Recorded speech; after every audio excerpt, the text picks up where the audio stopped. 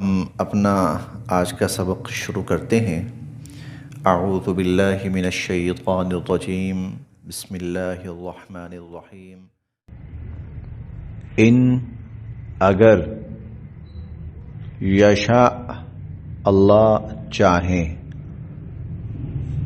ان یشاء اگر اللہ چاہیں، یذہبکم تو تمہیں ختم کر دیں،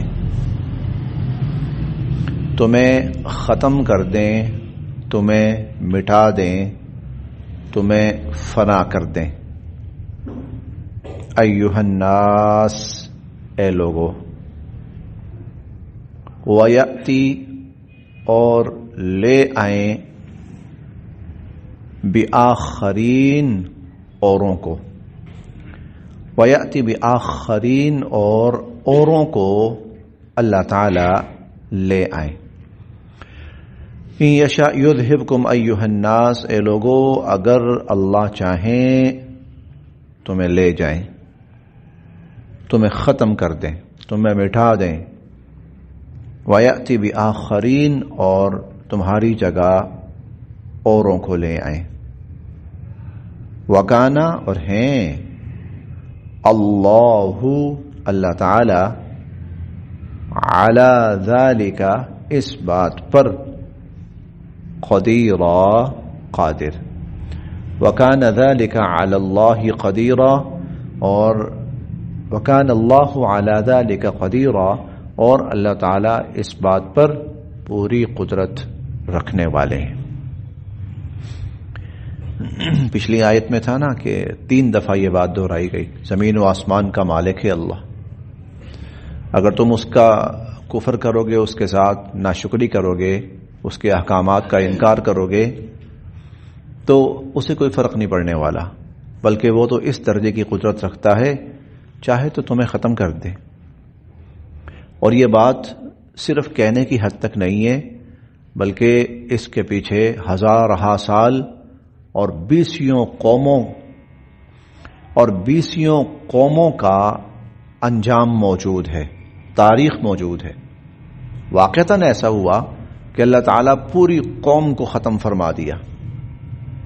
اللہ تعالیٰ نے پوری قوم کو اس طرح ختم فرمایا کہ ایک جگہ قرآن کریم میں اللہ تعالیٰ خود فرماتے ہیں فَهَلْ تَرَى لَهُم مِّن بَاقِيَةٍ، جاؤ دیکھو کوئی باقی بچا ہے ان میں سے۔ بہت بڑی بات ہے، فَهَلْ تَرَى لَهُم مِّن بَاقِيَةٍ، دیکھو کوئی باقی بچا ان میں سے، کوئی بھی نہیں بچا۔ تو اس حد تک فرعون کی قوم بالکل اس کو مٹا دیا گیا، قوم عاد، قوم سمود، پھر اس کے بعد دوسری اقوام کو اللہ تعالیٰ نے ان کی جگہ دی، اس کے بعد دوسری اقوام آئی۔ تو ان یشاء یذہبکم، اگر اللہ چاہے تو تمہیں بھی ختم کر دیں۔ ایھا الناس، اے لوگو، اب دیکھیے قیامت جو ہے یہی تو ہے، سب کو ختم فرما دیں گے اللہ تعالیٰ، اور اللہ تعالیٰ اس بات پر قادر ہیں۔ وَيَأْتِ بِآخَرِينَ، اور اوروں کو لے آئیں۔ وَكَانَ اللَّهُ عَلَى ذَلِكَ قَدِيرًا، اور اللہ تعالیٰ اس بات پر قدرت رکھنے والے ہیں۔ ہم دنیا میں دیکھتے ہیں، دنیا کے اندر نظام و حکومتوں کا وہ تبادلہ ہوتا رہتا ہے، تبدیلی آتی رہتی ہے۔ اس کے اندر کیا ہے؟ ایک جماعت ہے، کچھ لوگ ہیں حکومت کر رہے ہیں، اللہ پاک فیصلہ فرماتے ہیں اور اٹھا کے اس کو لے جاتے ہیں اور ان کی جگہ اور آ جاتے ہیں۔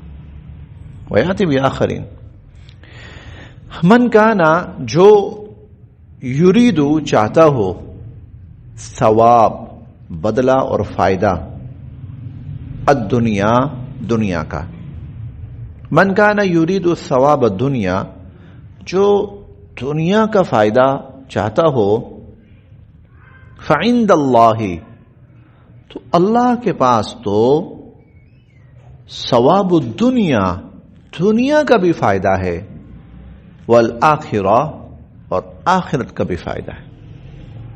اللہ کے پاس دنیا کا بھی فائدہ ہے اور آخرت کا بھی فائدہ ہے۔ بتانا یہ ہے کہ انسان جب بھی کوئی عمل کرے تو ایسے عمل کو ترجیح دے جو اس کی دنیا کے لیے بھی فائدے کا باعث ہو اور اس کی آخرت کے لیے بھی فائدے کا باعث ہو۔ ایسا کام نہ کرے کہ جس سے اس کی دنیا کا فائدہ اور بھلا تو ہو جائے لیکن اس کی آخرت برباد ہو جائے. اس لیے ہمیں دعا سکھائی گئی ہے ربنا آتنا فی الدنیا حسنہ. ہم آپ سے اے اللہ دنیا کی بھلائی کا سوال بھی کرتے ہیں. وفی الآخرۃ حسنہ، اور ہم آپ سے آخرت کی بھلائی کا سوال بھی کرتے ہیں. تو جو بھی کام کیا جائے اس میں یہ بات مد نظر رکھی جائے کہ اس میں ہمارے دنیا کا بھی فائدہ ہو اور اس میں ہماری آخرت کا بھی فائدہ ہو. اللہ تعالیٰ کبھی بھی یہ نہیں کہتے کہ تم اپنی دنیا کا نقصان ہی کرو. نہیں، تم ایسا کام کرو تمہاری دنیا بھی بنے اور آخرت بھی بنے. اور دین اسلام کی خوبی یہ ہے، دین اسلام کی خوبی یہ ہے کہ اس کے احکامات ماننے کی صورت میں دنیا بھی بنتی ہے اور آخرت بھی بنتی ہے. یہ دین اسلام کی خوبی ہے. اگر مثال دیکھنی ہے تو حضور صلی اللہ علیہ وسلم اور صحابہ کرام کو دیکھ لیجئے. ان سے زیادہ نیک کوئی بھی نہیں تھا، متقی پرہیزگار کوئی بھی نہیں تھا. اللہ نے ان کی دنیا کیسی بنائی؟ ان کی دنیا ایسی بنائی کہ وہ دنیا کے بادشاہ بن گئے اور دنیا کے حکمران بن گئے. دنیا ان کے قدموں میں آ کے گری. اتنی دنیا کا اقتدار ان کے پاس، دنیا کی دولت ان کے پاس، دنیا کے خزانے ان کے پاس. تو اللہ نے ان کو دیا، لیکن کیا تھا؟ انہوں نے وہ راستہ چنا کہ جس میں ان کی دنیا بھی بنی اور ان کی آخرت بھی بنی. گو انہوں نے ترجیح آخرت کو دی. وہ دنیا کے پیچھے بھاگے نہیں، لیکن دنیا خود بھاگ کے ان کے قدموں میں آئی. تو اسلام کی خوبی یہ ہے کہ اس کے اندر دین کا بھی دنیا کا بھی فائدہ ہے اور اس میں آخرت کا بھی فائدہ ہے. اسلام کی خوبی یہ. تو من کانا یرید ثواب الدنیا، جو دنیا کا فائدہ چاہتا ہے، فعند اللہ ثواب الدنیا والآخرہ، ارے اللہ کے ہاں تو دنیا کا بھی فائدہ ہے اور آخرت کا بھی فائدہ ہے. وکان اللہ، اور ہیں اللہ، سمیعا، سننے والے، بصیرا، دیکھنے والے. یا ایھا الذین آمنوا، اے ایمان والو، کونو، ہو جاؤ، قوامین، قائم کرنے والے، بالقسط، انصاف کو. کونو قوامین بالقسط، انصاف کو قائم کرنے والے بنو. شہداء للہ، اور اللہ کے لیے گواہی دینے والے بنو. شہداء للہ، اللہ کے لیے گواہی دینے والے بنو. یہ جو آیات آ رہی ہیں اس کا تعلق ہمارے عدالتی نظام سے، اسلام کے عدالتی نظام سے. اور عدالتی نظام کی جو بنیاد ہے وہ شہادت پر ہے، گواہی پر ہے. اسی لیے اس آیت میں اور خاص طور پر چھٹے پارے میں سورہ المائدہ شروع ہوگی، اس کی کچھ ابتدائی آیات میں بڑی تاکید ہے اللہ تعالیٰ کی طرف سے کہ گواہی دینے والے بنو. بلکہ حضور صلی اللہ علیہ وسلم نے ایک موقع پر ایک عجیب بات ارشاد فرمائی، اور وہ یہ کہ آپ تشریف فرما تھے تو آپ کچھ ہدایات دے رہے تھے، کچھ ہدایات دے رہے تھے. ان میں سے ایک یہ تھا کہ اللہ کے ساتھ شرک نہ کرنا. اللہ کے ساتھ شرک، بڑے بڑے گناہ کیا ہیں؟ تو آپ نہ یوں ٹیک لگا کر بیٹھے ہوئے تھے، تو آپ نے بڑے بڑے گناہوں میں سے فرمایا اللہ کے ساتھ شرک کرنا یہ بہت بڑا گناہ ہے. پھر یکدم سیدھے ہو کر بیٹھ گئے، اور آپ نے اگلی بات اللہ کے ساتھ شرک کرنے کے بعد اگلی بات آپ نے فرمائی وشہادۃ الزور، 3 دفعہ فرمایا. اور جھوٹی گواہی، اور جھوٹی گواہی، اور جھوٹی گواہی، آپ نے فرمایا بہت بڑا گناہ ہے.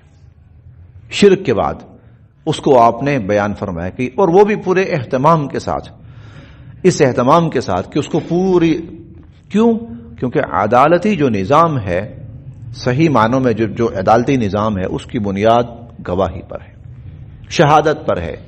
تو کونوا قوامین بالقسط، انصاف قائم کرنے والے بنو. شہداء للہ، اور اللہ کے لیے گواہی دینے والے بنو. ہم بارہا پڑھیں گے ولا تکتموا الشہادہ، خبردار گواہی نہ چھپانا، خبردار گواہی نہ چھپانا. یہاں پہ فرمایا اللہ کے لیے گواہی دینے والے بنو. ولو، اور اگرچہ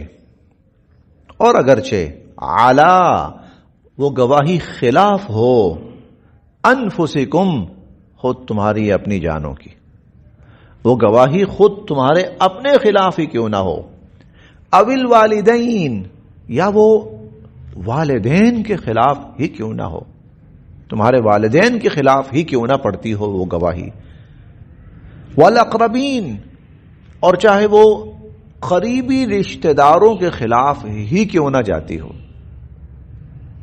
والاقربین، اور چاہے وہ قریبی رشتہ داروں کے خلاف ہی کیوں نہ جاتی ہو، ان، اگر، یکن، ہو، غنیًا، مالدار، او فقیرن، یا کوئی فقیر اور محتاج، ان یکن غنیًا، اگر ہو مالدار یا محتاج، فاللہ، تو اللہ، اولا، زیادہ خیر خواہ ہیں ان کے، بہما، ان دونوں کے، فاللہ اولا بہما، اللہ ان کے زیادہ خیر خواہ ہیں۔ مطلب یہ ہے بسا اوقات آدمی امیر سے ڈر کر بسا اوقات اس کے حق میں گواہی دیتا اور اس کے خلاف گواہی نہیں دیتا۔ کبھی ایسا ہوتا ہے کہ غریب کی ہمدردی میں آدمی اس کے خلاف گواہی نہیں دیتا کہ اگر میں نے اس غریب کے خلاف گواہی دی تو یہ برباد ہو جائے گا، اس کا نقصان ہوگا، تو اللہ فرماتے ہیں فاللہ اولا بہما، تم سے زیادہ اللہ ان کا خیر خواہ ہے، تم زیادہ خیر خواہ نہ بنو، جو حق بات ہے، جو گواہی ہے، جو شہادت ہے، وہ تم دو، فاللہ اولا بہما، اللہ تمہاری نسبت ان کا زیادہ خیر خواہ ہے۔ فلا، بس نہ، تتبعو، تم پیچھے لگو، الہوا، خواہشات کے، فلا تتبعوا الہوا، خواہشات کے پیچھے نہ لگو، ان تعدلوا، کہ نا انصافی کر جاؤ، خواہشات کے پیچھے لگ کر کہیں نا انصافی نہ کر جانا۔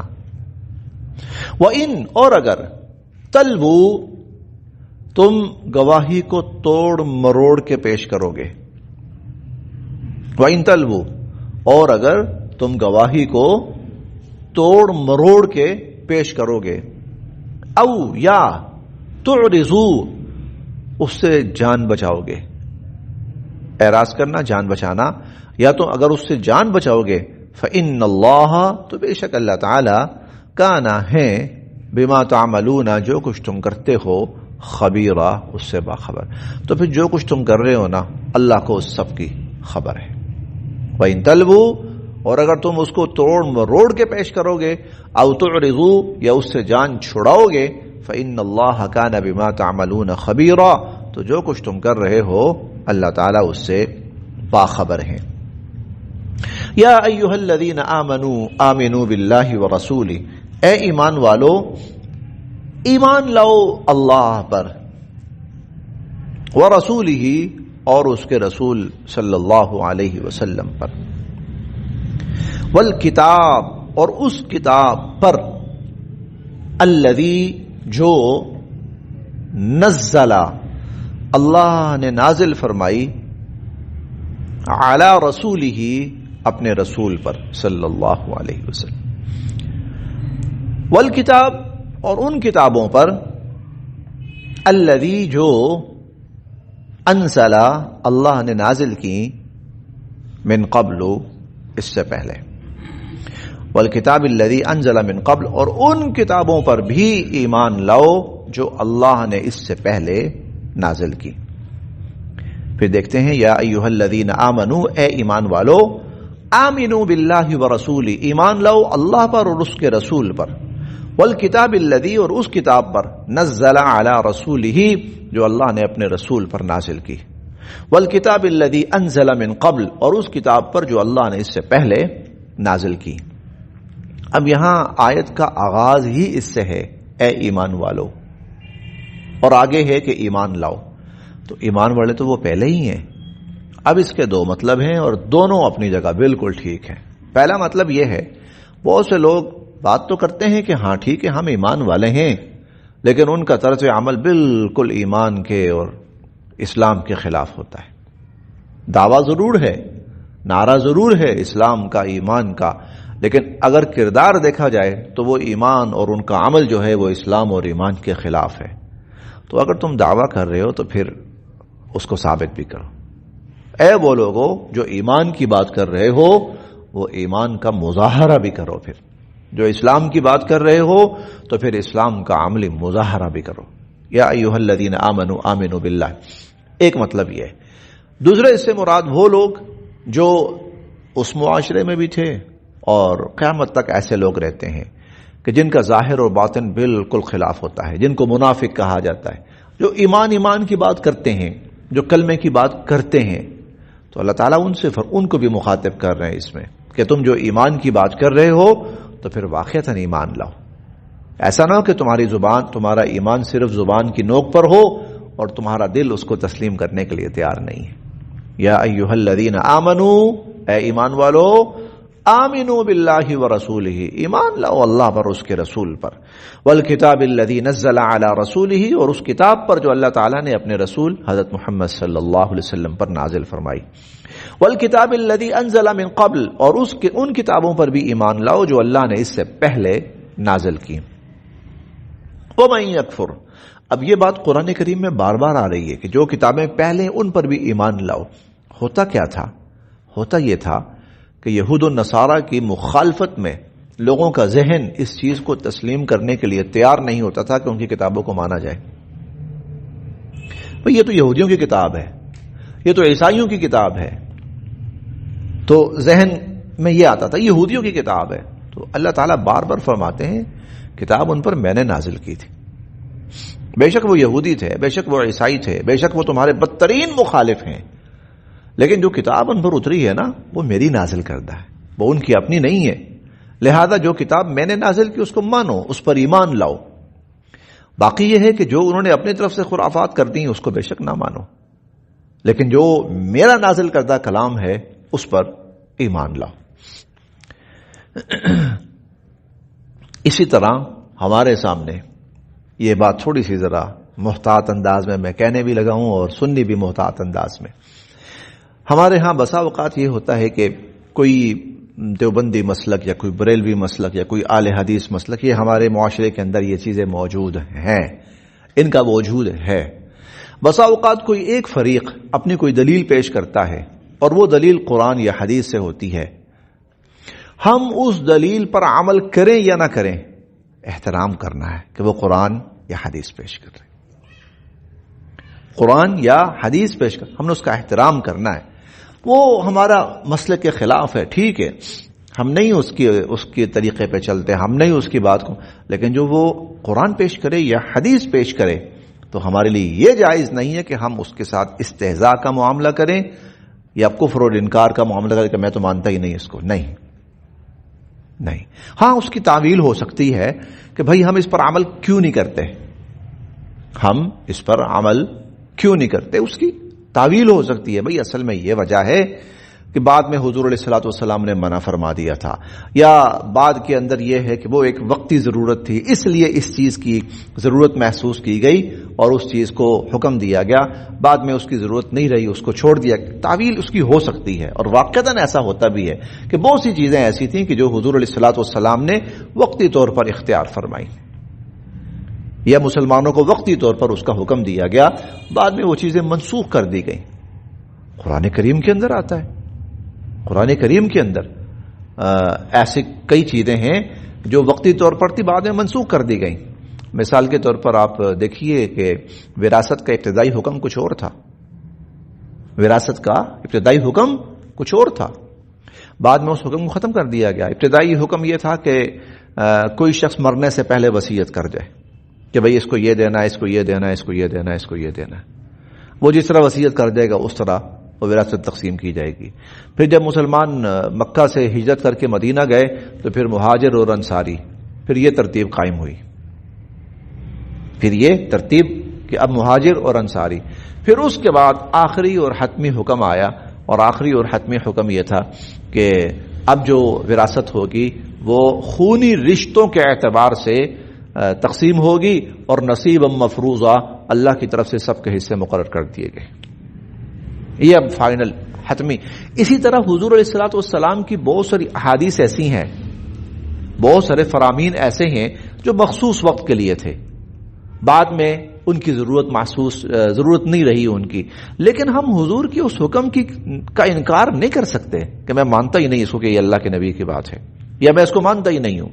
نہیں، بے شک قرآن نے ان آیات، ان معاملات کا حکم منسوخ کر دیا، لیکن وہ قرآن کی آیت ہے، ہمارا ایمان ہے ان پر، ہمارا ایمان ہے.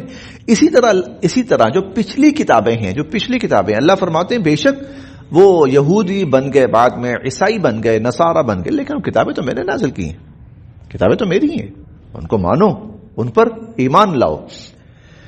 اچھا، وَمَن يَكْفُرْ، اور جو انکار کرے باللہ، اللہ کی ذات کا، وَمَلَائِكَتِهِ، اور اس کے فرشتوں کا، وَكُتُبِهِ، اور اس کی کتابوں کا، وَرُسُلِهِ، اور اس کے رسولوں کا، وَالْيَوْمِ الْآخِرِ، اور آخرت کے دن کا، فقد، تو یقیناً، ضل، وہ جا پڑا، ضلالا بعیدا، بہت دور کی گمراہی میں. فقد ضل ضلالا بعیدا، وہ